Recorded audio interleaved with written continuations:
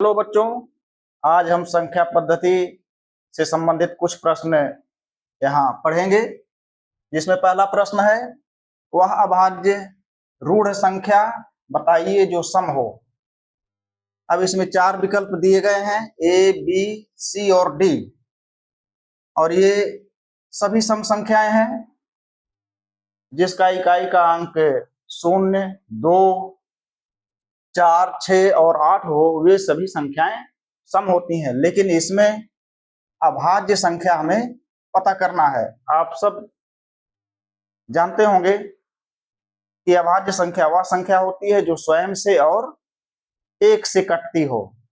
स्वयं से और 1 से जो विभाज्य संख्या होती है वह अभाज्य संख्या है। तो इसमें स्वयं से और 1 से आप ऐसे कर सकते हैं, जैसे 8 है, 8 जो है 8 से कटेगी स्वयं से और 1 से कटेगी, और इसके अलावा 2 से और 4 से भी यह संख्या कटेगी। तो इसी तरह से 6 भी और 4 भी स्वयं से और 1 के अलावा अपने से छोटी संख्या से कुछ छोटी संख्याओं से भी ये कटेंगी। इसलिए ये संख्याएं अभाज्य नहीं, ये संख्याएं भाज्य हैं। और यहाँ जो है 2 केवल अभाज्य है, क्योंकि 2 जो है 2 अगर यहाँ हम लिखेंगे 2 केवल स्वयं से और 1 से कटेगी, इसलिए ये संख्या अभाज्य है और साथ ही साथ सम भी है। तो हमारा विकल्प ये ए सही है। और दूसरा प्रश्न है, 75, 86, 43, 215 में 3 का स्थानीय मान है। तो अब यहाँ 3 का स्थानीय मान पूछा जा रहा है। तो इसमें जो है आपको क्या करना है, पहले 3 को हम देखेंगे 3 कहाँ है।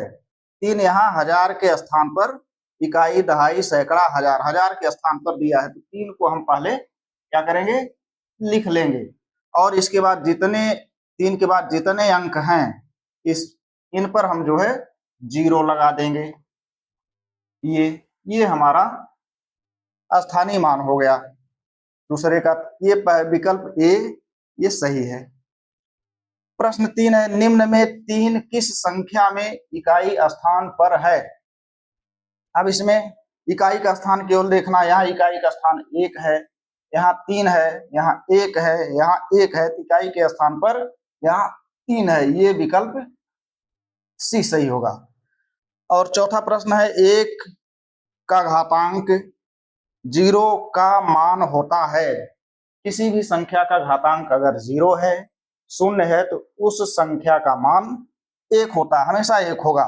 तो यहाँ विकल्प ये सही है।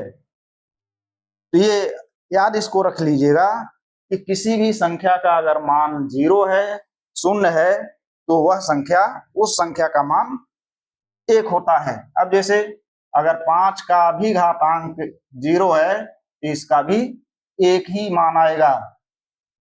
8 का 0 तब भी मान 1 ही आएगा।